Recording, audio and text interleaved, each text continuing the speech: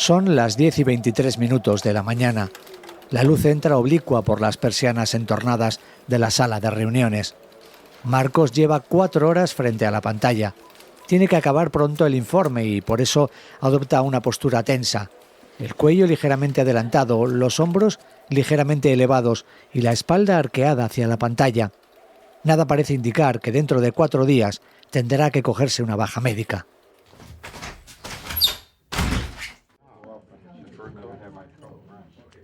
En la sala de al lado, Sofía permanece de pie junto a la mesa de presentaciones. De vez en cuando desplaza el peso de un pie al otro. Lleva 3 meses con una molestia sorda en la cadera derecha, que aparece siempre hacia el final del día. No llegará a perder días de trabajo por esta molestia, pero poco a poco su rendimiento va disminuyendo. La energía con la que motiva a su equipo decae a medida que aumenta su malestar.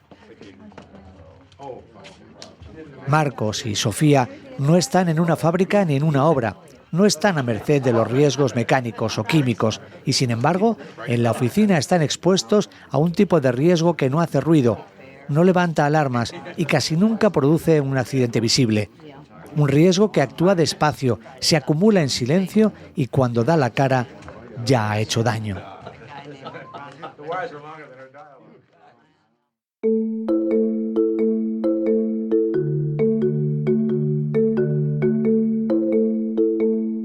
El problema también principal de los riesgos ergonómicos es que no dan señales hoy ni mañana, sino que es un proceso acumulativo que da señales pasada cuando la exposición a esa sobrecarga física es acumulada, ¿no? Entonces, todos vemos muy claro que la prevención en seguridad es muy clara. O sea, si yo no prevengo temas de seguridad, me puede explotar en la cara o me puedo cortar un dedo, pero la ergonomía no funciona así. Mercedes Sanchís es directora de Innovación en Bienestar y Salud Laboral en el Instituto de Biomecánica de Valencia. Y nuestro objetivo es mejorar la calidad de vida de las personas a través de la innovación, conociendo al ser humano 360, desde cómo somos antropométricamente, cuáles son nuestras capacidades físicas, funcionales y nuestras necesidades y preferencias. Y a partir de ahí todo ese conocimiento, en mi caso, lo aplicamos a la mejora ergonómica de los puestos de trabajo. Lleva años estudiando cómo el cuerpo humano absorbe y acumula tensión hasta que un día ya no puede más. Y también la importancia de la ergonomía en el trabajo diario. Entonces, muchas veces, históricamente ha sido la gran abandonada, porque junto con los riesgos psicosociales, porque es acumulativo y a veces, en ocasiones, es difícil de demostrar causa-efecto.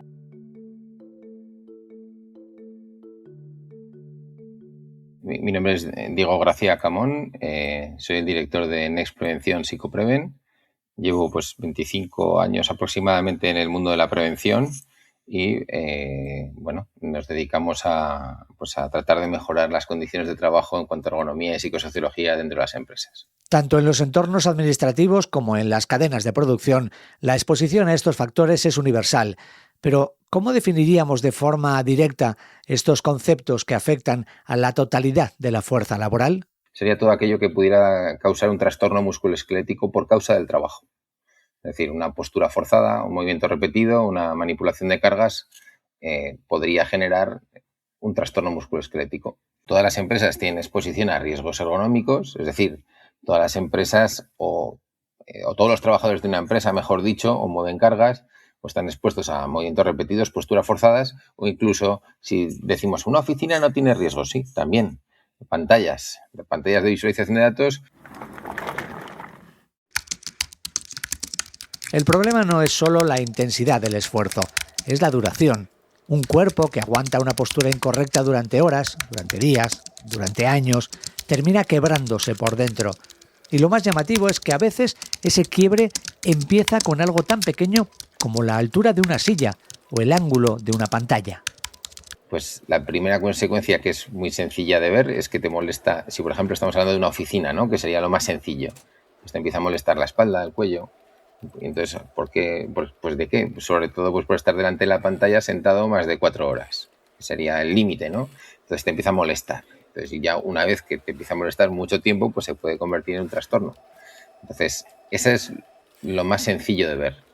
Entonces, otra cosa es que luego, pues en otros tipos de trabajo, pues muevas cargas, te duele la espalda, el hombro, pues si estás de pie mucho tiempo con bipedestación prolongada, pues te empiezan a doler las caderas, rodillas, pies.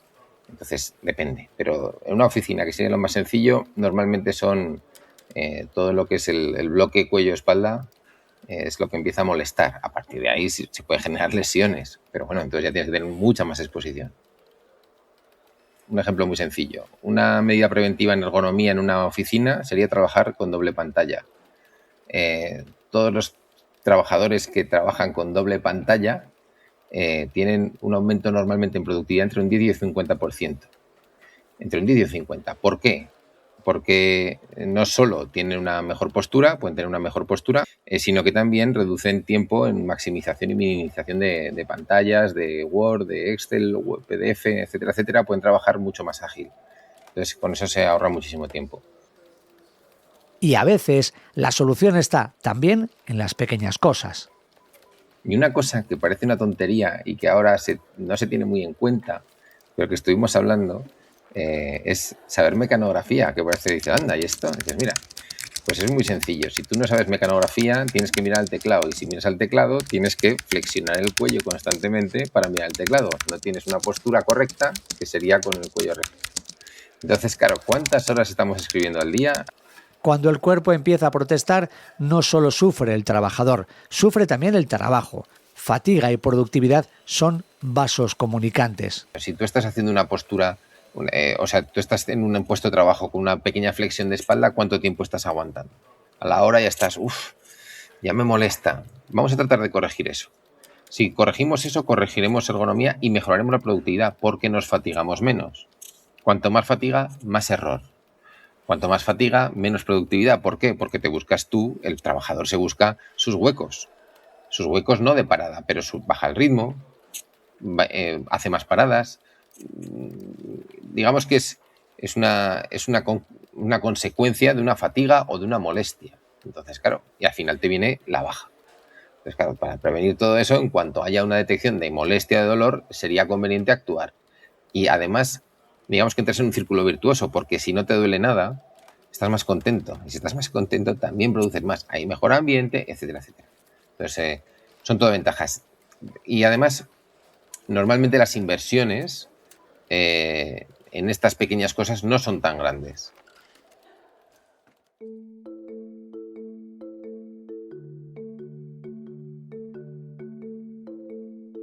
El déficit principal que encontramos es en no contar con un diseño ergonómico de los puestos de trabajo desde cuando estamos trabajando sobre plano.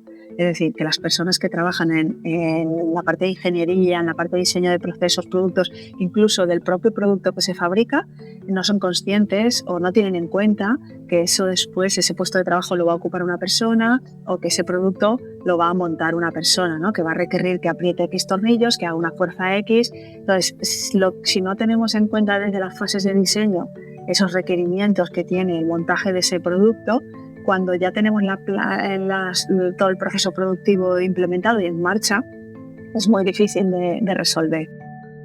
Y muchos trastornos musculoesqueléticos vienen derivados de eso, de un mal diseño de origen que deriva en que las personas enferman desde el punto de vista musculoesquelético porque se les expone a una sobrecarga física, ya sea por repetitividad, por posturas inadecuadas o por manipulación de cargas, que hace que esté por encima de lo tolerable, ¿no? Entonces, si se involucrara o bien a los técnicos de prevención o bien las personas que diseñan esos procesos o esos productos tuvieran conocimientos básicos sobre ergonomía, se evitarían muchos daños. El problema también principal de los riesgos ergonómicos es que no dan señales hoy ni mañana, sino que es un proceso acumulativo que da señales pasada cuando la exposición a esa sobrecarga física es acumulada, ¿no? Entonces, todos vemos muy claro que la prevención en seguridad es muy clara. O sea, si yo no prevengo temas de seguridad, me puede explotar en la cara o me puedo cortar un dedo, pero la ergonomía no funciona así.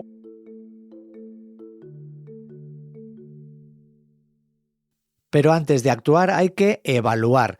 Y aquí es donde muchas pymes se atascan. La evaluación de riesgos ergonómicos tradicional es un proceso lento, técnico y costoso. Un técnico de prevención necesita observar al trabajador, medir ángulos corporales, consultar tablas, aplicar métodos específicos y redactar un informe. Diego lo sabe bien porque lo ha hecho durante años. Antes, pues las metodologías lo que hacen es que tienes que valorar pues, los 15 o 16 aspectos de cada una de ellas, ¿no? Entonces, ¿qué pasa? Que para valorar cada uno de sus aspectos, cuando lo hacíamos manualmente, cada uno tiene su tabla, tienes que buscar la tabla, tienes que buscar la puntuación de la tabla, ponerlo en la fórmula, otra tabla, otro número en la fórmula. Entonces, nosotros, volviendo al retorno de inversión, un técnico, la rentabilidad de un técnico de prevención, ¿no? Antes, yo hace años, cuando empecé en una mutua, yo tomaba datos de ergonomía y me pegaba, cada día que tomaba datos de ergonomía, 8 horas, me pegaba pues unas 16 haciendo el informe. Era una proporción 1:2. Ahora con el software, cada día que tomo datos me pego 3-4 horas haciendo un informe. La proporción es 1:0,4. Entonces, ¿qué pasa? Que ese tiempo son 2 días de mi trabajo. Ese cambio en la proporción no ha ocurrido por casualidad. Viene de la mano de herramientas que están rediseñando la forma en la que se evalúa el riesgo ergonómico. En el Instituto de Biomecánica de Valencia trabajamos personas del ámbito sanitario, principalmente médicos, fisioterapeutas, médicos rehabilitadores, junto con ingenieros mecánicos, que nosotros trabajamos la parte humana como si fuera un sistema mecánico y los médicos nos aportan ese conocimiento sobre tejidos o sobre el sistema musculoesquelético y ese complemento hace que podamos analizar cómo se comporta o cuál es la evolución de una lesión, por ejemplo, o cómo se comporta nuestro sistema musculoesquelético cuando se expone a esas cargas. Es en este análisis predictivo donde la tecnología digital y la inteligencia artificial irrumpen como herramientas revolucionarias. Mediante el uso de bases de datos mundiales, hoy es posible generar avatares virtuales y simular movimientos limitados o capacidades funcionales específicas antes de fabricar una sola máquina o configurar un puesto. Intentamos explicar que es como la calculadora de las matemáticas, es decir, viene a facilitarte mucho una tarea que a priori es muy tediosa, ¿no? La evaluación de riesgos ergonómicos supone que, por ejemplo, para evaluar posturas forzadas tienes que tomar un vídeo, de ese vídeo seleccionar unos fotogramas concretos y de esos fotogramas indicar en qué posición está cada brazo, en qué posición está el cuello, la espalda, las piernas, y eso lo tienes que hacer a mano, segmento corporal a segmento corporal. Entonces, con ErgoIA, la inteligencia artificial lo que hace es identifica la posición de cada uno de esos segmentos corporales. Es decir, tenemos unos algoritmos que están en nuestros servidores, que están entrenados para identificar la posición de cada uno de estos segmentos corporales, de forma que nosotros, el técnico en prevención, sube el vídeo, manda el vídeo a nuestros servidores a través de la propia herramienta ErgoIA, y en cuestión de minutos tiene analizado en qué posición están cada uno de los segmentos corporales y, por tanto, calculado el riesgo ergonómico al que está expuesto por posturas forzadas o por tareas repetitivas, que también lo tenemos implementado.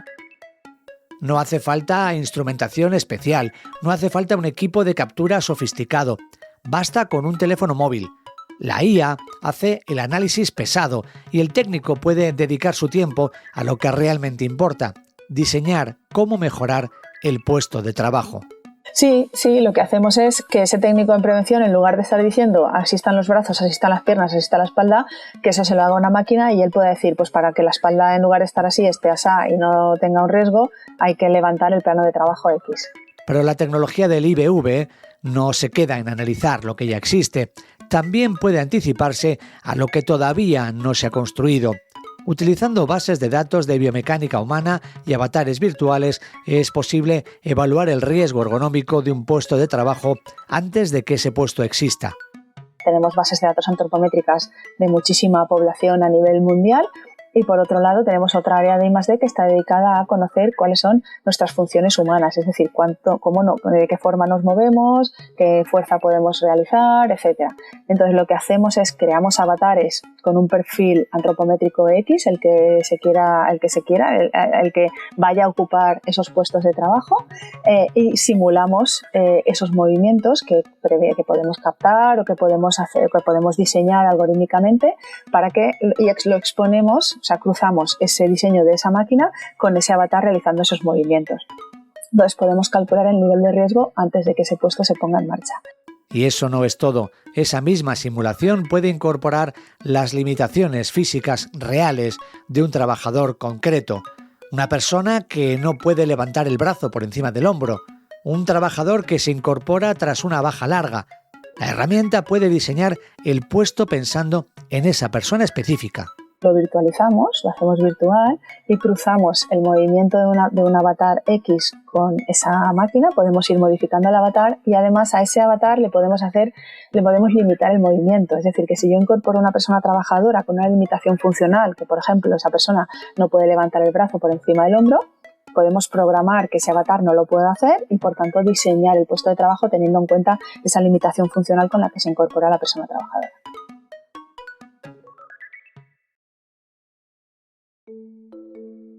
El problema no es la falta de soluciones, es la falta de conciencia, porque el riesgo ergonómico no sangra, no hace ruido y rara vez provoca un momento de alarma. Simplemente va acumulándose día a día, postura a postura, hasta que el cuerpo presenta su factura. Tenemos que entender que el riesgo cero no existe, en el caso de la ergonomía, en el caso de ningún riesgo laboral. Lo que tenemos que conseguir es que ese riesgo ergonómico al que estamos expuestos, o ese factor de riesgo ergonómico al que estamos expuestos, esté dentro de lo tolerable y nos permita realizar nuestro trabajo o nuestras tareas laborales sin dañar nuestro sistema musculoesquelético. Hace 20 años era completamente distinto. Entonces, yo creo que la pyme ha mejorado, le queda mucho recorrido. Falta mucha concienciación, pero creo que en términos generales las condiciones de trabajo han mejorado y en la pyme también hay que ser un poco optimista. Ser indestructible no significa ser insensible al daño, significa que quienes trabajan contigo tienen las herramientas, el conocimiento y la tecnología para detectar ese daño antes de que ocurra, incluso cuando ese daño no se ve, incluso cuando el cuerpo todavía no ha dicho nada.